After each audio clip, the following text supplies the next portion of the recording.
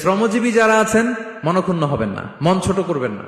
You are the super hero, you are the super hero, you are the remittance fighter of our country. এজন্য রাস্তা দিয়ে যখন হাঁটবেন বুক ফুলিয়ে হাঁটবেন, আর বস্তা ভরে টাকা নিয়ে দেশে ফিরবেন, ঠিক কিনা বলেন? বুক ফুলিয়ে হাঁটতে হবে।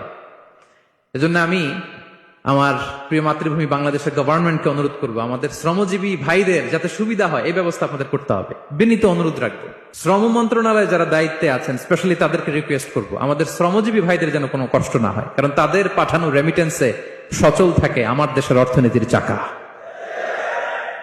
তারা ভালো থাকলে ভালো থাকবে বাংলাদেশ। ভেরি সিম্পল, ঠিক কিনা বলেন?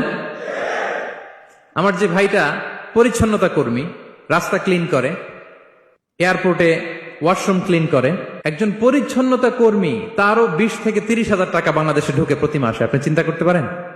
হ্যাঁ, 6টা মাস যদি রেমিটেন্স বন্ধ হয়, শ্রীলঙ্কার চেয়েও খারাপ অবস্থায় বাংলাদেশে চলে যাবে। Just only 6 months.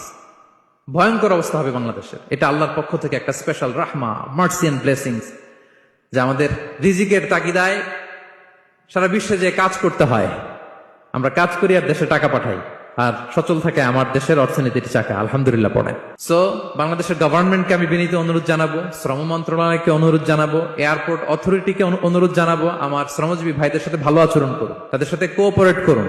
বিশেষ করে যতগুলো দূতাবাস আছে সারা বিশ্বে, বাংলাদেশের যে মিশনগুলো, দূতাবাসগুলো, আমার শ্রমজীবী ভাইদের যে কোনো কাজকে অগ্রাধিকার ভিত্তিতে আপনারা সার্ভিস দিন। এটা দিতেই হবে, ঠিক কিনা বলেন? তারা ভালো থাকলে ভালো থাকবে বাংলাদেশ।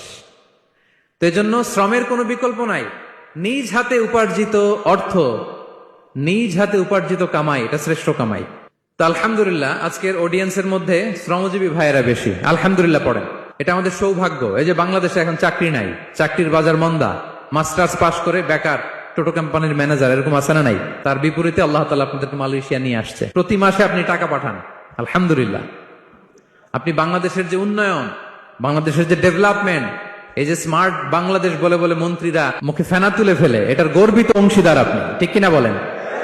আপনি গর্বিত অংশীদার। You are the contributor, you are the real contributor. আপনার অবদানে বাংলাদেশ আজকে সচল, আলহামদুলিল্লাহ। সো মন ছোট করার কোনো সুযোগ নেই।